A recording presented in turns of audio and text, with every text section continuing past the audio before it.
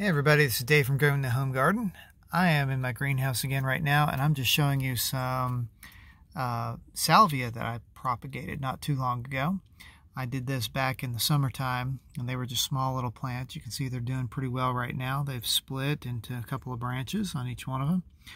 And salvia is one of those plants that I just really love growing because, I mean, it attracts pollinators all over the place, but it is so easy to care for. You prune it a couple times a year after the blossoms have spent and they turn brown and everything, and you just clip them back and it regrows. They can be divided, so you can just take a clump of them and divide them up if it's large enough and into separate plants and make more that way. They respond very well to doing cuttings like I did right here, and in this case it's probably a 3-inch cutting. I often will do rooting hormone with them, but it isn't necessary all the time. But they grow really well. They're deer resistant. I've never had a deer eat one that I've noticed, and that's pretty significant around here because the deer around here like to eat just about everything. They're very pretty plants. You can plant them in all kinds of areas. I highly recommend when you do plant them to plant them in multiples. So get several of them and plant them in a mass group somewhere. But this is Salvia nemorosa, and I'm trying to remember the name of it off the top of my head, but it's escaping me. I'll hopefully figure that out, and I'll pop up the text here on the screen.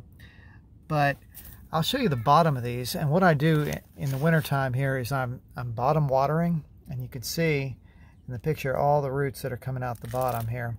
These pots are probably ready to be upsized into something else this year or planted directly in the ground. See, I got quite a few of those here. Now I've got a couple that didn't make it. You know, there's some spots like these two cells or these two 4-inch pots didn't do well, and so they didn't get through the winter, but the bulk of them did. I think I lost 3 out of about 10. So 70%, I'll take that. That's not bad. Wouldn't want to pass mathematics with that kind of a grade, but you know, for plant cuttings, sometimes that's the best you get because it's all up to a lot of factors that you cannot control. Even in the best circumstances, when you're propagating a plant, it doesn't always work out. So I've got some other things over here. There's some mums and stuff like that too. Mums are very easy to propagate and good side business if you ever want to do that, selling mums in the fall.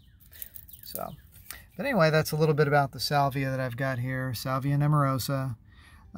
May night is a very common salvia like that, but this is not May night.